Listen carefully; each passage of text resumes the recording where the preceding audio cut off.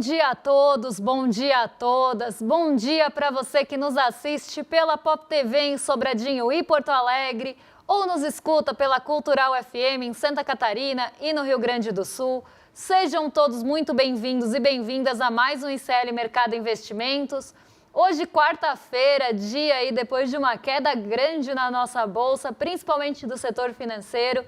E a gente vai explicar para vocês, tintim por tintim, do que aconteceu na nossa bolsa, o que aconteceu nesse setor financeiro para puxar tanto para baixo. Vamos explicar todo esse imbróglio da decisão do Flávio Dino e por que afeta os bancos. E vamos também colocar cada coisa na sua caixinha. O que é OFAC, o que é Lei Magnitsky, o que é SWIFT. Porque eu vejo as pessoas fazendo uma grande confusão em relação a isso. E o que permeia todos esses pontos é a hegemonia do dólar. E isso que causa confusão. Então a gente vai falar sobre todos esses pontos, vamos falar também como é que os bancos se comportaram diante de todo esse cenário e também aí qual foi o tamanho da queda e por que a queda foi tão brusca. Então a gente vai passar por tudo isso hoje. E também vamos passar pela nossa agenda. Então vamos já começar pela agenda, porque hoje ela está mais recheada que nos outros dias. Tem vários indicadores de inflação saindo pelo mundão. Então começou bem cedinho, né? Às 3 horas da manhã na Alemanha saiu o PPI, o Índice de Preços ao Produtor de julho. E às 3 horas também no Reino Unido saiu inflação, mas inflação ao consumidor. O CPI e seu núcleo também aqui. Nossa, Aí foi trava-língua, hein? Depois de falar 3 horas da Alemanha, a gente tá travando a língua aí no CPI e núcleo. Às 5 horas da manhã na Suíça, quem conversou, quem discursou e falou lá foi a Christine Lagarde, que participou de um encontro do Conselho Internacional de Negócios no Fórum Econômico Mundial. Então, falas de Lagarde aí ficaram bem cedinho no radar. E às 6 horas da manhã, na zona do euro, também saiu o CPI, Índice de Preços ao Consumidor, e o seu núcleo. Aqui também medição final de julho, não é aquela preliminar, já a medição final. Às 10 horas da manhã, um dos poucos momentos que a gente vai ver o Brasil na agenda hoje, saiu o CNI divulgando a sua sondagem industrial. Então aqui aquela confiança da indústria, mas não pela FGV, pela Conferência Nacional da Indústria. Às 11h30, daqui a pouquinho, dado semanal aí que sempre aparece na nossa agenda, estoque de petróleo, gasolina, destilados e taxa de utilização das refinarias, dado esse que normalmente ficava mais em segundo plano, não era um grande condutor, mas diante de todas as incertezas em relação ao preço do petróleo, ele veio ganhando um pouco mais de relevância. E veio ganhando mais relevância também depois de Donald Trump assumir a presidência lá nos Estados Unidos, já que petróleo é uma coisa que fica muito no holofote dele. Então, os preços do petróleo também têm uma certa volatilidade e, por isso, esses dados estão sendo mais olhados de perto agora, mas também por essa participação dos Estados Unidos nos estoques de petróleo depois do Donald Trump na presidência. 12 horas, meio-dia, na hora do almoço, depois do nosso programa aqui, quem fala é o Christopher Waller. Ele vai discursar em um evento sobre inovação tecnológica, também evento pré-Jackson Hole. Então tá todo mundo nesse esquenta Jackson Hole, né? Jackson Hole é um simpósio do Fed, do Banco Central dos Estados Unidos, que normalmente fica na centralidade, porque vários presidentes de Banco Central falam lá, dirigentes do Fed também falam.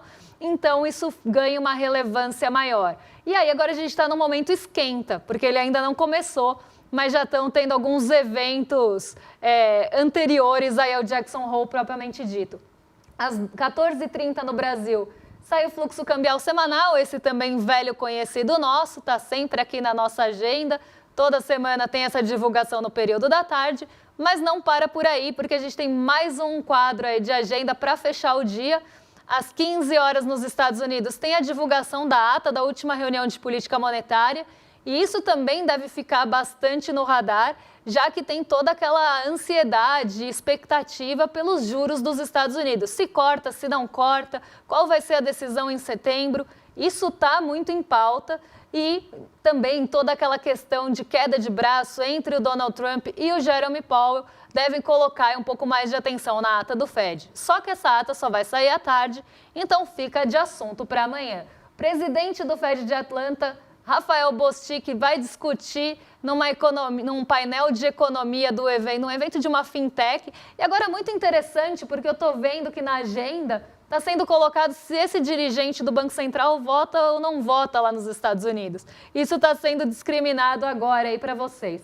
Às 9h30 da noite no Japão, a gente vai conhecer o PMI, o Índice dos Gerentes de Compras, composto, industrial e de serviços, só que ainda preliminar de agosto, porque agosto não terminou e a gente sabe que está ainda longe de acabar, né? Tem mais uma semana de agosto, pelo menos, e agosto, esse mês longo que se arrasta, sem feriados aqui em São Paulo. Eu já falei que a gente tinha que importar o feriado da montanha, o feriado que fechou todos os mercados nesse mês, porque a gente mesmo está com escassez de feriado.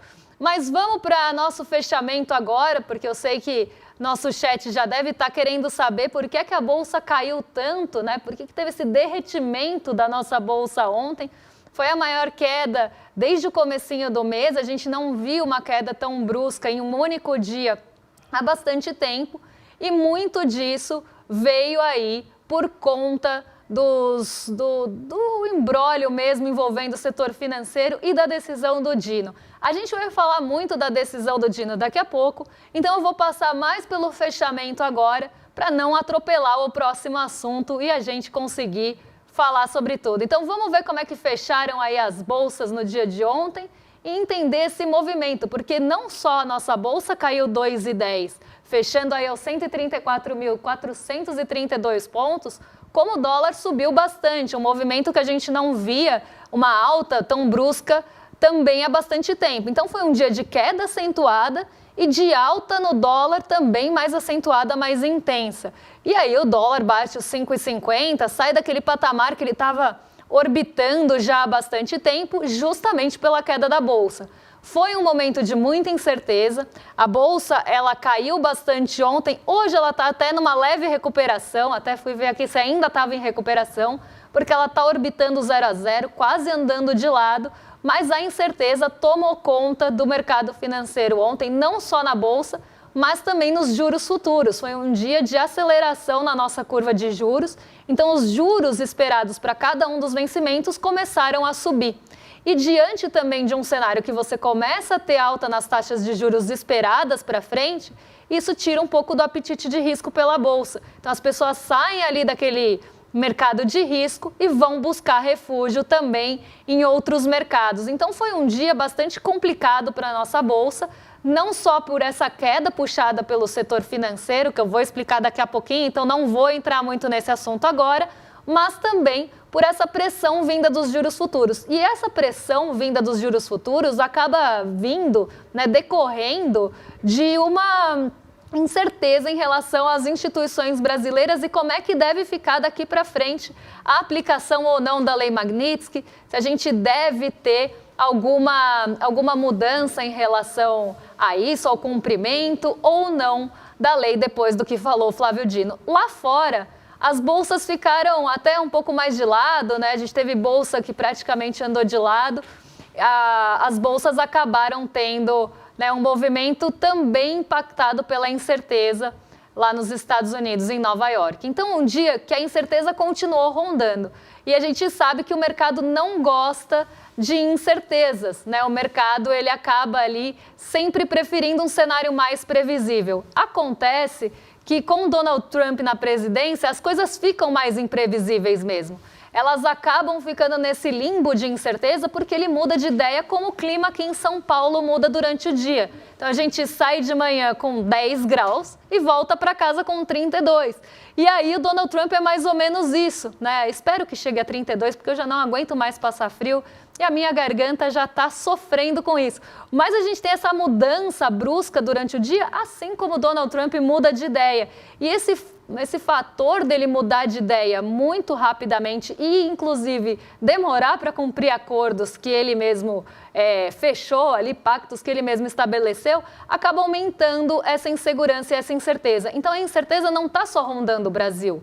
Ela acaba rondando todos os mercados, porque nesse cenário ninguém quer colocar dinheiro na produção, nesse cenário ninguém quer contratar mais gente, nesse cenário ninguém quer tirar um projeto do papel e, além disso, né, ninguém quer colocar dinheiro no mercado financeiro porque não quer se posicionar da forma errada, já que ele pode mudar de ideia.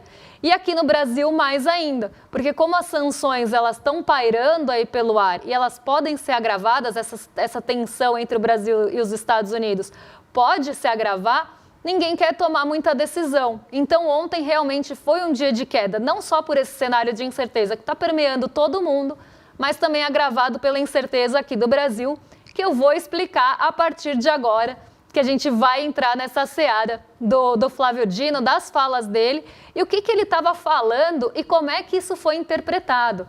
Porque tem também todo esse ponto. O Flávio Dino, a princípio, ele estava falando de outro aspecto, né? Até a gente já discutiu isso no N1. Quando o Flávio Dino estava falando do cumprimento das leis aqui no Brasil, ele estava falando do processo envolvendo o Reino Unido e as catástrofes envolvendo mineradoras também. Então, os municípios estariam acionando diretamente o Reino Unido. E aí, para que se cumpram as leis aqui no Brasil, dentro da Constituição e dentro da territorialidade do nosso país, você precisaria que essas definições, quaisquer que sejam essas definições mais jurídicas, e eu nem vou entrar nessa esfera jurídica porque foge aí ao meu conhecimento, mas vou tentar falar aqui muito por cima, você teria que passar o processo legal aqui no Brasil e ter essas decisões, inclusive, tomadas pelo Brasil, dentro do nosso território, para aplicação de alguma lei depois que ela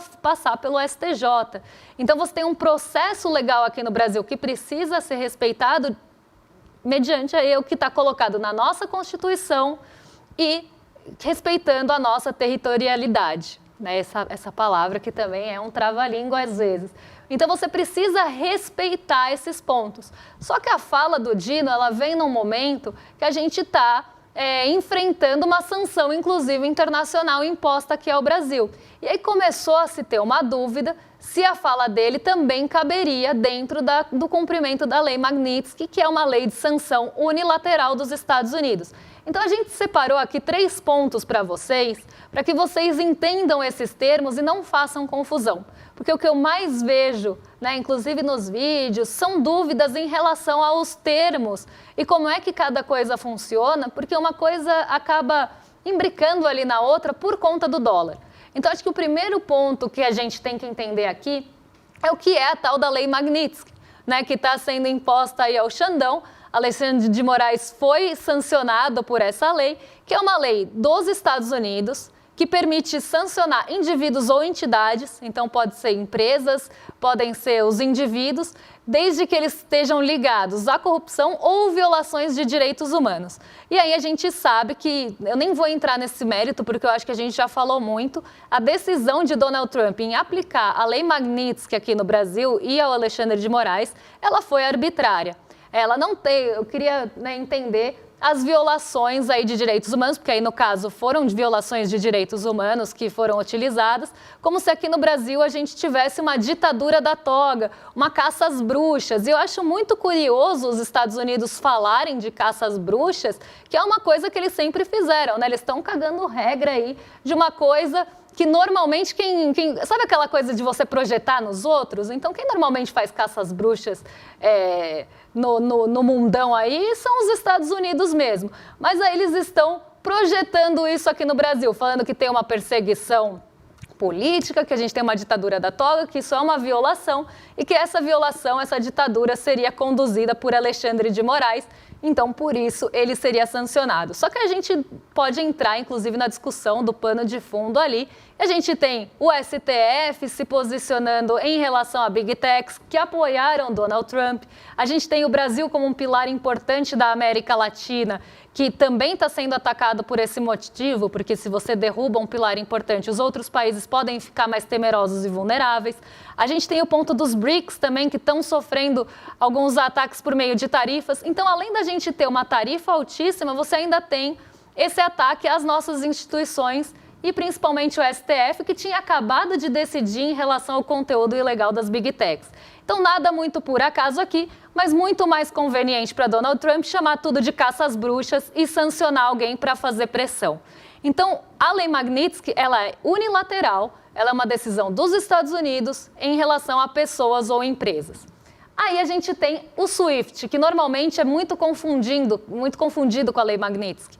Então, começou a se ter uma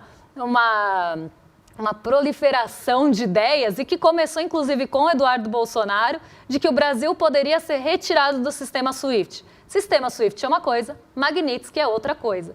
Então, o sistema SWIFT é uma rede global de mensagens entre bancos. É como se fosse ali um sistema de mensagens que acaba registrando as transações globais e informando essas transações de moeda estrangeira e de comércio internacional. Então, é uma forma ali de você ter mesmo um registro e a informação desses trânsitos de moeda estrangeira. Então, um sistema, ele fica na Bélgica, ele segue leis de lá, e ele é multilateral. Até aqui, eu acho que no nosso painel tá, que nenhuma decisão no sistema SWIFT é unilateral. Ela precisa de um colegiado de membros, de países membros, para decidir a exclusão.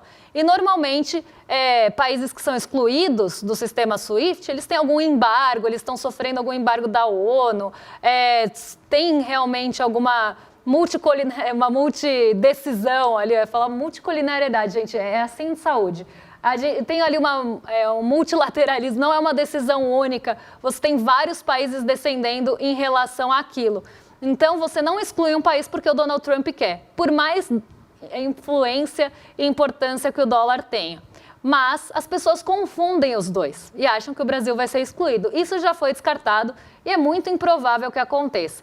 E a gente ainda tem a OFAC, que é um braço do Tesouro dos Estados Unidos que fiscaliza e aplica a Lei Magnitsky às entidades. Então, a OFAC que vai fiscalizar se a lei está sendo cumprida ou não. Então, é um órgão do Tesouro que fiscaliza as sanções e pode punir empresas estrangeiras se usarem o sistema financeiro americano.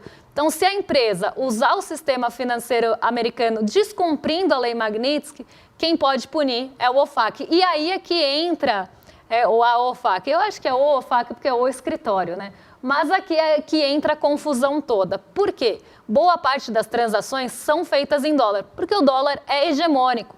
Então, 80% aí das transações passam pelo dólar em algum momento. E isso que começa a gerar confusão, porque a partir do momento que uma transação passa pelo dólar, ela vai passar pelo órgão do Tesouro que fiscaliza. Ela vai passar no sistema financeiro americano. Então, por mais que a gente não seja excluído do SWIFT, em algum momento, se a transação for em dólar, pode passar ali naquele sistema.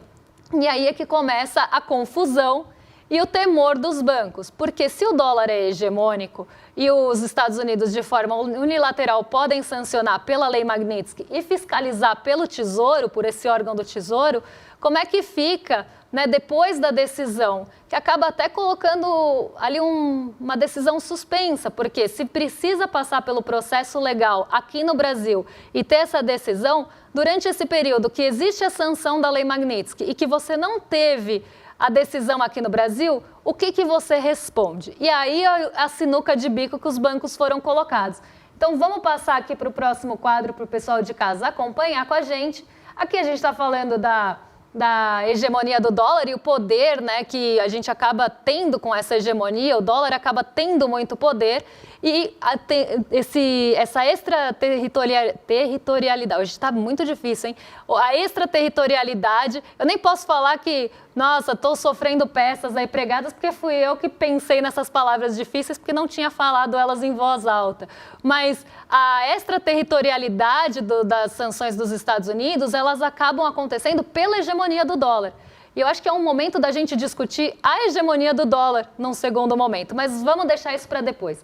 Porque o que aconteceu, o que os bancos estão com medo? Né? Como as transações vão passar pelo sistema financeiro, se elas não cumprirem, então está naquela sinuca que eu falei, ou você vai descumprir uma decisão aqui do Brasil e vai descumprir essa decisão do STF e esperar o processo no STJ se concluir para sim colocar e terminar de aplicar a sanção, ou você vai de pronto aceitar a Lei Magnitsky e sancionar as pessoas no primeiro momento, Alexandre de Moraes, de acordo com a previsão ali da Lei Magnitsky, que inclusive tem níveis, né? O caso do Alexandre de Moraes é o primeiro. Há toda uma pressão, inclusive de Eduardo Bolsonaro, que advoga contra o nosso país, de que se sancione ele em níveis mais elevados e outros ministros também. Então, você tem o banco colocado nessa sinuca. A quem que ele deve obedecer nesse momento? Por quê? Se ele começa a descumprir a Lei Magnitsky, quem vai começar a fiscalizar ele também é o OFAC. Porque ele está transacionando com uma pessoa que está sancionada. Se você começa a ter essa fiscalização, os bancos começam a ter medo de que o OFAC tire ali o acesso ao mercado de dólar, que haja bloqueios de ativos no exterior daqueles bancos. Então, os bancos eles estão com medo disso, de descumprirem a Lei Magnitsky e terem prejuízo com isso. Até porque a multa dos Estados Unidos vem em dólar e nunca vem em cifras pequenas. Se não me engano, o BNP Paribas foi uma sanção de 10 bilhões de dólares. Então, os bancos não querem entrar nesse conflito. Só que quando eles não escolhem entrar nesse conflito, eles vão entrar em conflito com a lei brasileira, vão ter que cumprir o litígio aqui e provavelmente em reais, e aí também causar um desconforto em relação ao país. Então, o banco está realmente numa sinuca muito complicada. Não quer perder as operações em dólar, porque isso inviabilizaria uma série de negócios, ao mesmo tempo que não quer descumprir também uma lei brasileira. E vai pensar, a gente tem que pensar que o banco vai acabar indo pelo caminho da maior economia. Né, da maior economia para ele ali de ter a multa menor ou a sanção menor. Então, o banco deve optar pelo caminho mais econômico no sentido financeiro da coisa. Mas isso vai causar um desconforto em relação ao descumprimento de uma lei de um país e o cumprimento da lei de um outro país que está impondo regras extraterritoriais aqui, mesmo sem a anuência ou sem o processo legal do STJ, conflitando, é uma coisa conflitante mesmo. Há um conflito ali de esperar o processo passar e terminar no STJ e o banco já cumprir de imediato. Enquanto isso, qual regra que se deve seguir? Né? E aí é que entra o conflito, porque uma coisa está em embate com a outra, elas não estão indo na mesma direção. Então, essa é a grande cilada que os bancos estão agora. E aí o risco de descumprir a Constituição é de sofrer as punições aqui no Brasil. E a grande questão que eu estava falando da hegemonia do dólar é isso, ele tem um poder extraterritorial porque ele é a moeda hegemônica e que circula no mundo. Então ninguém quer ficar de fora desse sistema, de ter alguma sanção no sistema financeiro dos Estados Unidos e ficar de fora das transações de dólar, não poder negociar dólar, ter algum bloqueio de ativos no exterior. Só que aí é o que eu falo, teve um grande pulo, né? A gente sai de um Reino Unido, mineradoras para a Lei Magnitsky e bloqueio de ativos no exterior, possibilidade de não negociar dólar. E aí que os bancos começam também a entrar numa seara mais especulativa da coisa. Porque eles derreteram ontem, os bancos caíram muito ontem, perderam mais de 40 bi em valor de mercado, se a gente pensar nos bancos, maiores bancos juntos e as quedas que eles tiveram na Bolsa, justamente porque começou uma especulação em relação a isso. A gente ainda não tem esse cenário mais pessimista. O cenário mais pessimista ele foi desenhado. Olha, existe uma decisão ali do STF de que precisa esperar o processo correr aqui. Existe também, ao mesmo tempo, uma lei extraterritorial dos Estados Unidos pedindo para que os bancos sancionem uma pessoa aqui no caso, mas seria ali a sanção de indivíduos no país, e você não tem que cumprir um dos dois, você espera ou você cumpre. Agora a sinuca é essa, só que disso já saiu para outro caminho. Né, já começou toda uma especulação, um rumor de que se não cumprisse a Lei Magnitsky, poderia ser sancionado pelo OFAC, e aí você não pode transacionar dólar, aí você não pode operar nos Estados Unidos, aí você vai ter bloqueio lá fora. Então, o cenário já foi desenhado com realmente esse cenário mais pessimista mesmo, esse contexto mais pessimista. E aí, nisso, as pessoas se posicionam. Começam a vender seus ativos, vendem os bancos caem, o preço cai, porque as pessoas não querem ficar com aquele ativo na mão, elas começam a vender, e aí que a gente vê a perda que a gente teve no setor financeiro ontem, né? Vamos botar aí o quadrinho para o pessoal acompanhar em casa, porque veio aí uma queda dos bancos de uma forma geral, do setor financeiro, foi quem puxou a bolsa para baixo mesmo, né? Era isso que a gente estava falando no comecinho do programa, porque os bancos caíram aí, o Banco do Brasil, que é estatal inclusive, então acaba tendo um impacto maior, nesse caso caiu 6%, estava cotado ali a R$19, o Santander caiu 4,88, o Itaú 3,63, lá estou eu cantando bingo de novo, o BTG Pactual caiu 3,48 e o Bradesco 3,43. E em perda de mercado foram aí 40 bi, né? Se você pensar no valor de mercado, que é quantas ações tem em circulação, vezes quanto custa aquele único ativo, você chega no valor de mercado. E a variação do valor de mercado de um dia para o outro foi muito brusca.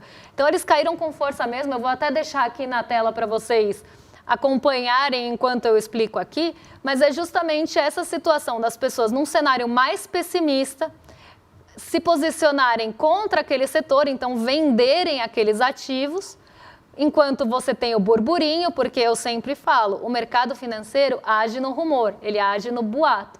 Quando o fato acontece, quando você tem o desenrolar da história, ele já foi posicionado, já foi precificado. E essa precificação que a gente fala que é essa queda dos ativos, é você dar um preço para aquela situação mesmo, você tentar precificar, fez com que os bancos caíssem muito. Mas não deixa de ser uma especulação, porque nada disso ainda aconteceu. Mas já está um cenário pior traçado, e aí tem muita gente que vai se posicionar com isso e vai inclusive ganhar dinheiro. A gente sabe que o mercado financeiro também funciona assim. Muita gente vai aproveitar essa queda para comprar mais barato, porque vão ter quedas sucessivas que vão deixar os bancos baratos, e eles não perderam os fundamentos. Nada disso ainda aconteceu, mas foi uma interpretação em relação ao que foi falado pelo Flávio Dino, que levou a todo esse desencadear, esse desenrolar da história. E eu tive meia hora para explicar todo esse imbróglio, né? É um tempo até curto, mas espero que tenha ficado aí claro para vocês, tenha ficado esclarecido. Depois eu vou dar uma olhada no chat e amanhã eu respondo as dúvidas de vocês, porque agora eu quero passar um recado que é para vocês se inscreverem no QR Code. Agora eu aprendi, não vou mais errar.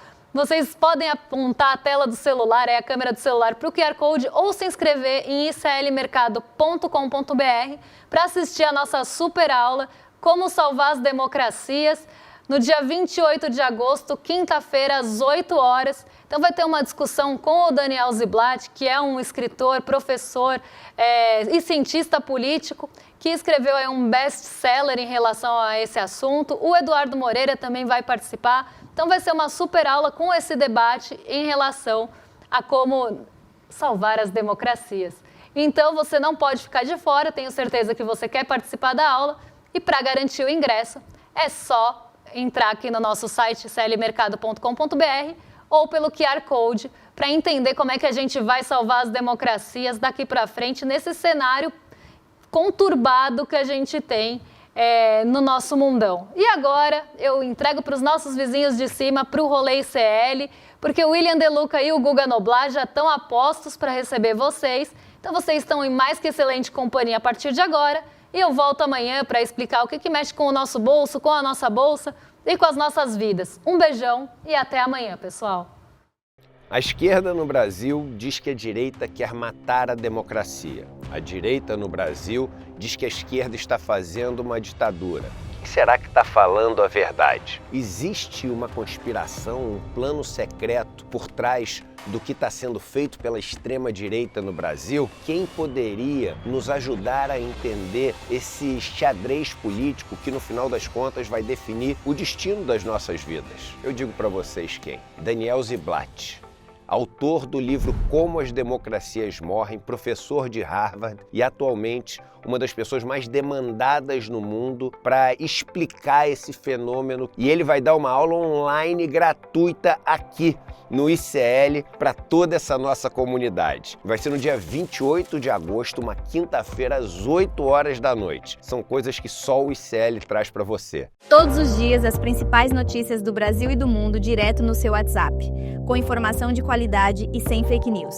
Escaneie agora o QR Code e entre para o canal do ICL Notícias. Informação que importa onde você estiver.